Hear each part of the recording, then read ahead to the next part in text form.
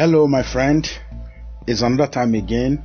Let's talk about it with King Emmanuel on the Incubator Media Radio.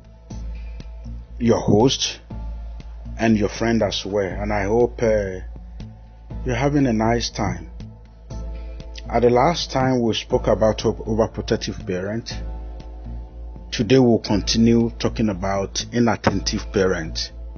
And you equally know that we'll sure care for you, because you know whatever that happens in your house over time determines your performance outside. And that's why we're looking at some of these issues as it affects you as a youth. And the essence is we wanted you to change. We will try to define what an inattentive parent is.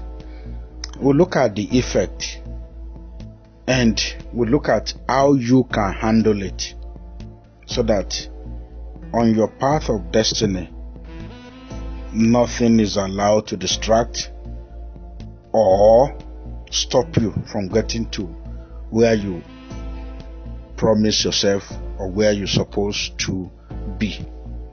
So as usual, we have a brother, he's a counselor, and we'll continue our discussion. Mr. Adeola Adeniro, continue our discussion with him, and I wish you listen and learn as much as you can be, so that I will see you at the other side of success. So sir, you're welcome to discuss about inattentive parent today. Welcome, sir. Yeah, thank you for having me. And friends, it's good to be here once again. Okay, today we're looking at inattentive parents. It's one of the major challenges that young people have, where they feel that their parents are not just there for them. That mom is not there, dad is not there, and or I'm talking to them, I'm speaking to them, and then they are just not listening, or they are hearing but they are not listening. And then in inattentive parenting, you see that a parent could be there physically, but mentally, emotionally is detached from the child. And it's also possible for the parent to be emotionally and mentally available, but physically to be present. And most times parents have this perception that once they are able to meet the basic needs of the child, food, clothing and shelter, that is all there is. But the child wants more. He wants more, and he wants to be loved, to be cuddled, to be. I remember once a child telling me, "Why is it difficult for my mom to tell me that, to say I love you?" and I said, "Discuss with your mom. Talk to her about it." And she did. And guess what the mother said? I beg, carry your wahala, come on for here. What do you mean? If I don't love you, will I not give you? I they give you food, I they give you this, I they give you that, I they buy you clothes, I they buy you this. Yes, every day I go wake up. You see all this foreign film where they watch. You don't enter your brain. You don't know what they do. See, we be Africans, so you don't get time for all those nonsense. They say, "Mommy, just say it." I know they talk. And she was like, "That woman, I don't understand that." And things like that. So we see all sort of issues like that that affect young people. So as we go on in this discussion, we'll be able to talk more about the subject. All right. Thank you very much for the introduction, because it's important. Situations have happened. Some young ones have had to live on their own, even while still in the parent house. And that's some of the things we are looking at. I was looking at a scenario the other time. You won't believe it. A boy was the first son, the firstborn, and the younger sister, and in the same house. They were sleeping together. The point that parents got to know was when this girl, the younger sister, was confirmed pregnant. And the daddy was shouting, mommy was shouting, I'm going to kill you today. Who has done this? And she said, when I need your attention, where were you? That day I will call you several times. I want to talk to you. You said you are coming. You are a professor. You are very busy. Mommy, I will call you. You say you are going for business meeting. You never had my time. When things were going on in my mind, I need to discuss with you. And now this has happened, and I'm not going to abort this pregnancy. So you better get sense. So, and we see life has, been destroyed in this kind of route.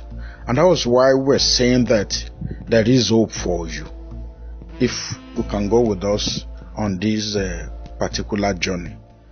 And I'm trusting God that it's going to be the dawn of a new day for you that have been going through this kind of situation. Be able to see how to handle them. And we see God turning things around for you. So we'll go in depth.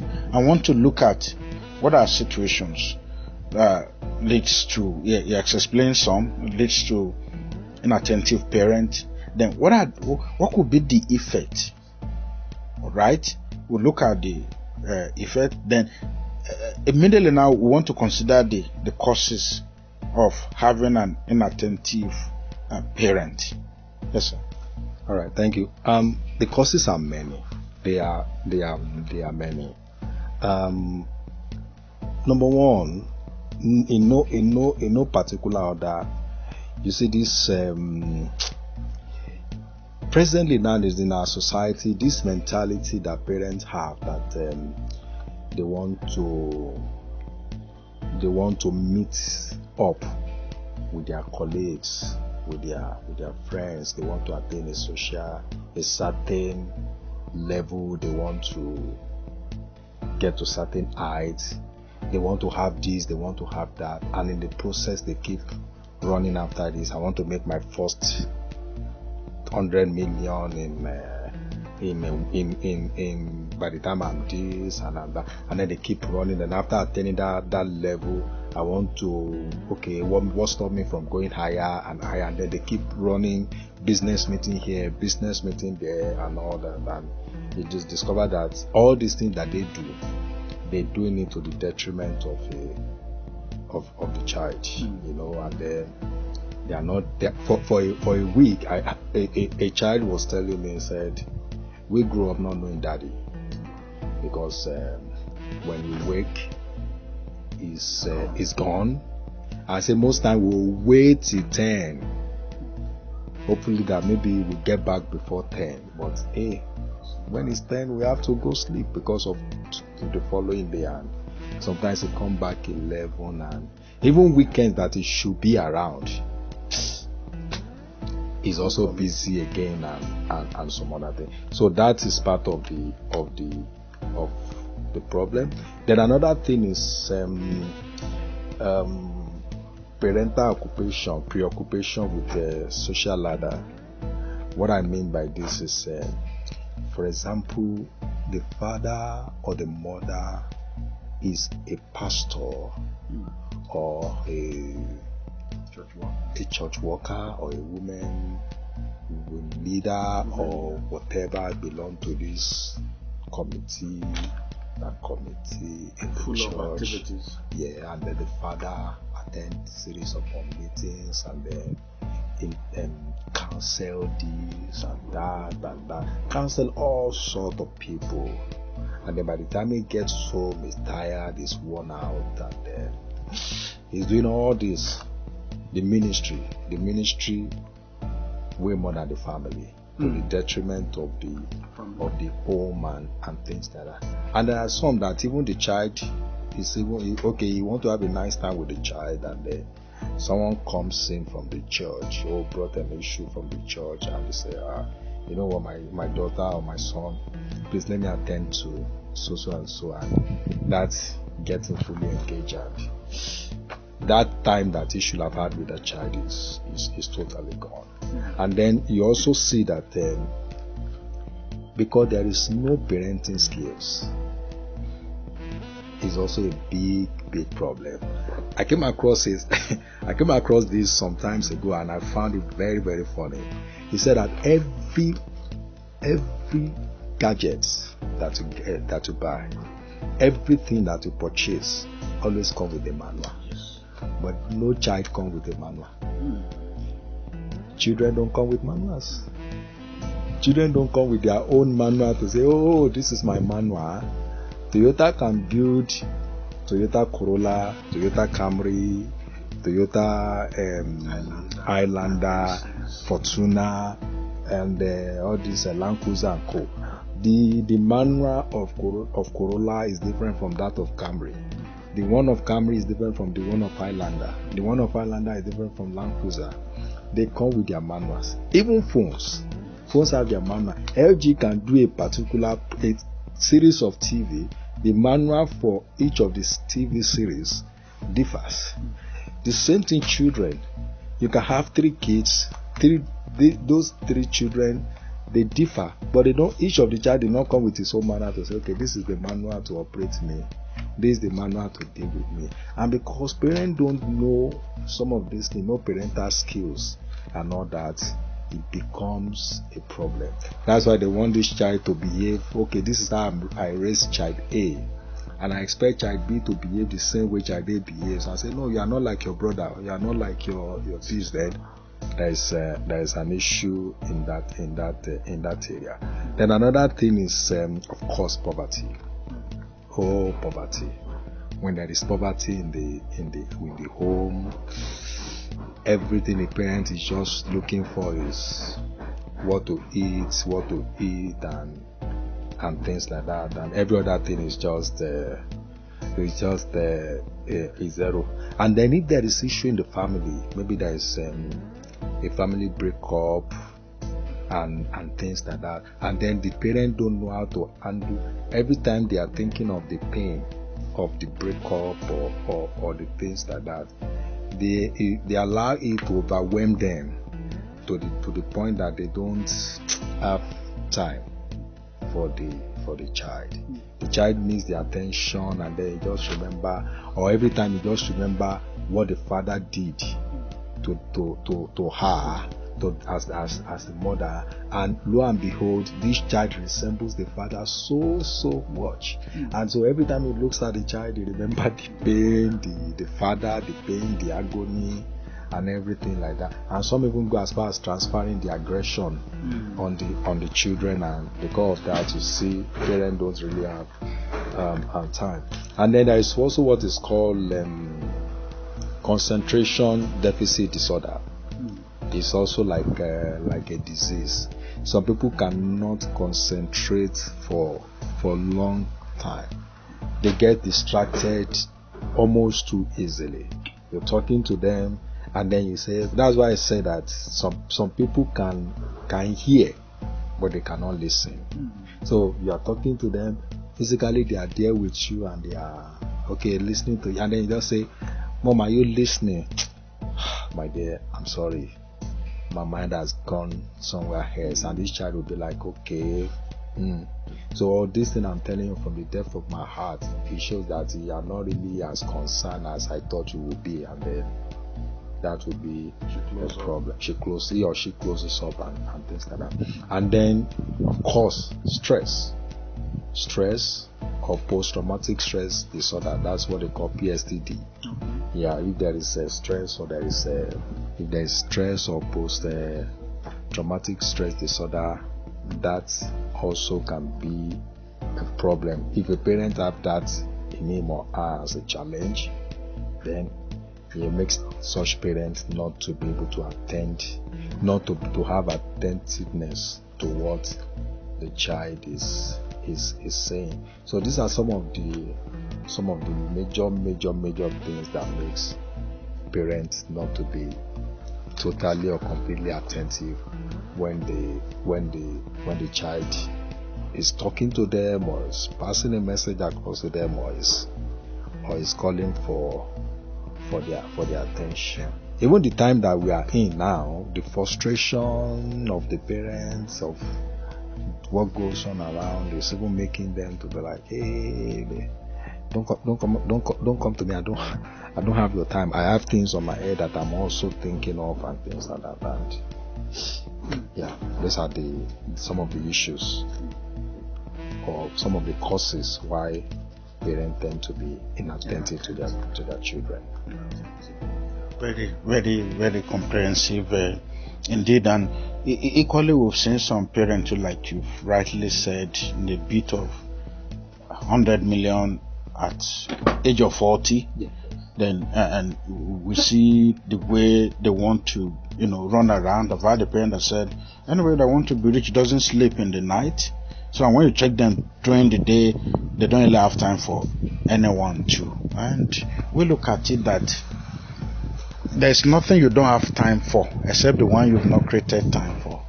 And over time we've seen some women too, some parents too, if I may say, that are ambitious, the workaholic, call them career women, career men, that they run after this, and there is no really time for their kids. So these are there, and we're trying to explain each of these before you are going to say that we don't know what you're passing through. We know you go through some of all this. This may not be the complete list, but then you could pick certain things from the causes we needed you to know why it is so. Then, without wasting time, we'll look at the effect. What could be the effect? Not only on the children now, even on the family and society at large. We'll look at some of the effect of having inattentive parent or being inattentive parent, whichever way. Yes. All right. Thank you. There was a study, a study some years back that I came across that said most times when people are old and I think they took samples of some people who were on their dying bed, they were about to die, they were sick and would give way at any time. So they sampled their opinion and asked them what is their biggest regrets, and 99% of them said that they never had time for their family. And they never had time for their family.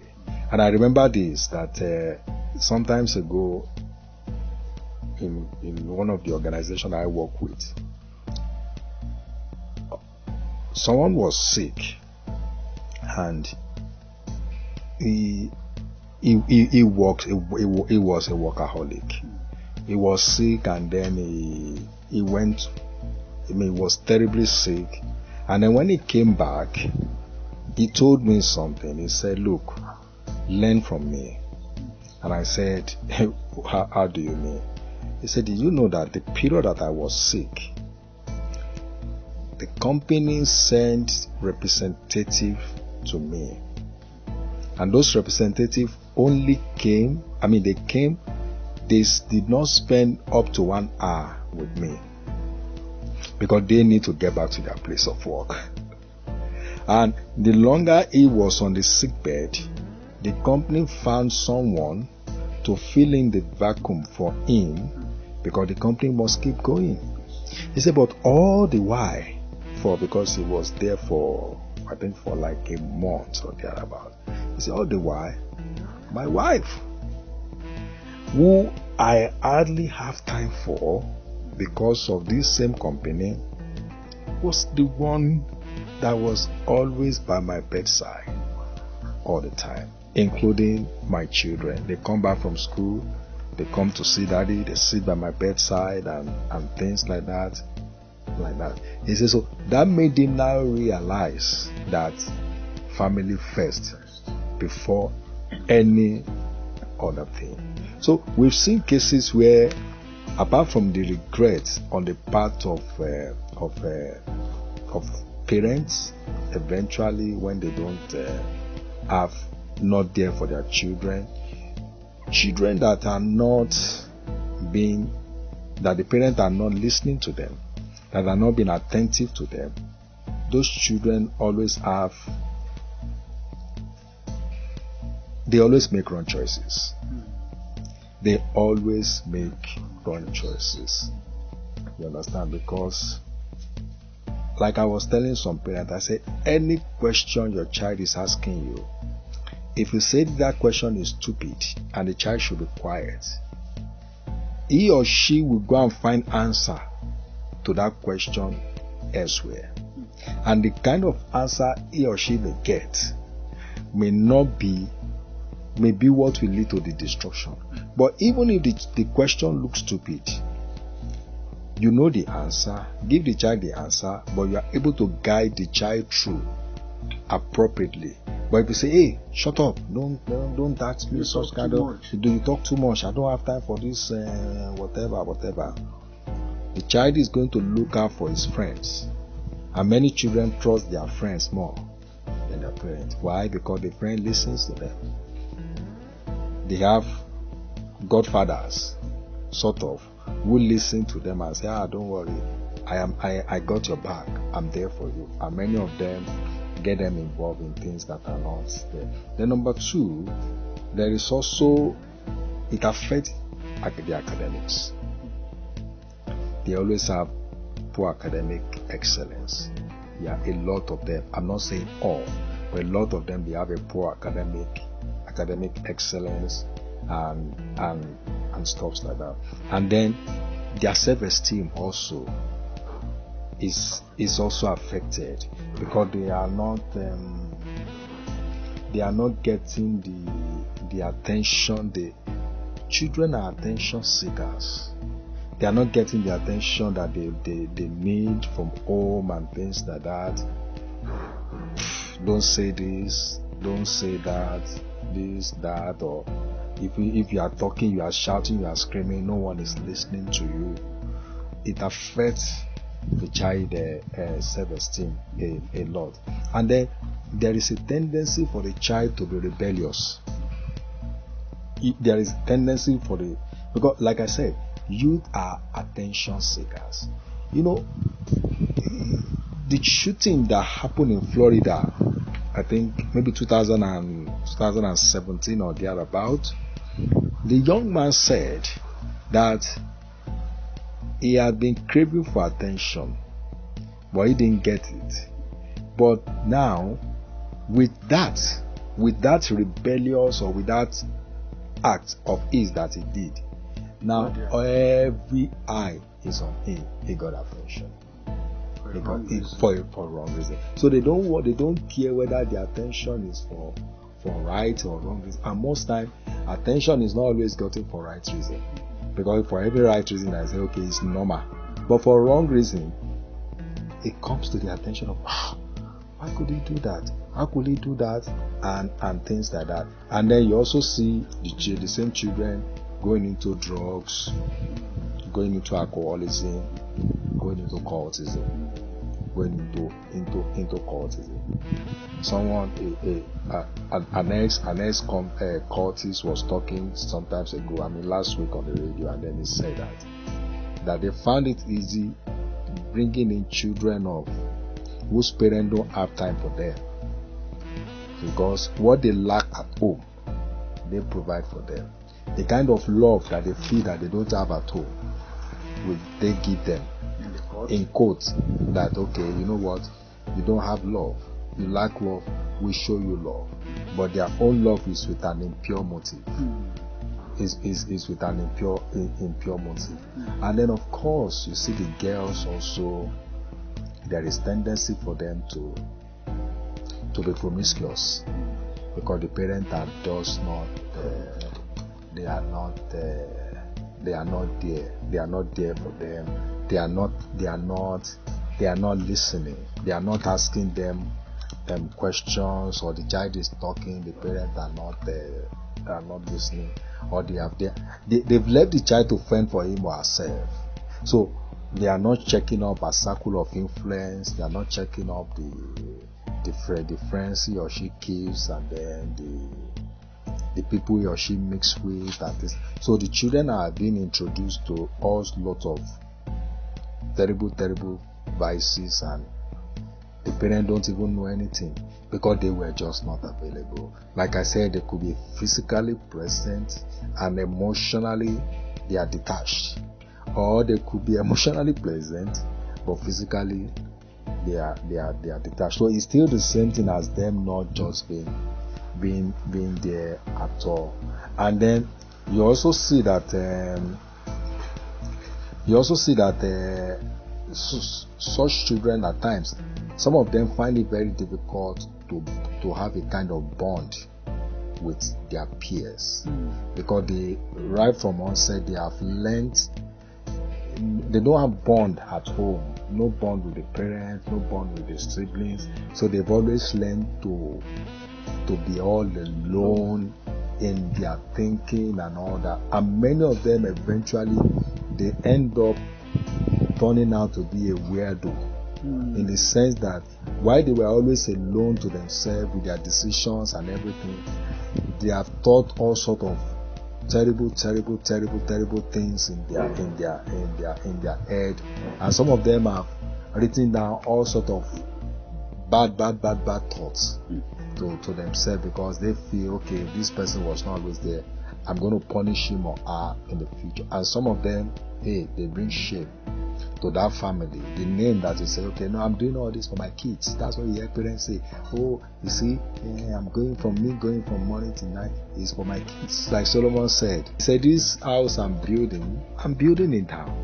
I don't know the kind of son that is going to take over from it. Maybe it's somebody that is going to destroy everything I've worked for all my years in one day. You understand? So these are some of the effects that happen when parents are just not attentive to their children. This is really eyes opening, and we've quite over time seen some children, around. I had the story of one that involved an armed robbery, and at the point of execution, he made one request before he would be executed. And what was the request? Can I talk to my mom? Then when the mother moved, said, Mother, draw closer to me. I want to whisper to you. I don't want people to hear. Then his teeth went for the ear, mother's ear. And he was saying that you were supposed to tell me, but you are not there. When all this happened. We've come to the end of the section today. I hope you've been able to see one or two things you need to improve. Possibly you pick up things that you need to change from, part of your attitude that you need to improve. Until I come your way next time on this same radio station, I am King Emmanuel, and I'm saying goodbye. If you have questions, we can be reached on all our social media at the Incubator Media, and you can listen again to this episode by clicking on the www.theincubatormedia.com. You will see it there, and you need someone to talk to, or you need a counseling. Our phone numbers are there: 08092374502, and you can equally get across to us too. You can get me on Facebook, on Twitter, on LinkedIn at the King Emmanuel Folarin Show. I will be happy to be of help to you. Till we see next time, goodbye. God bless you.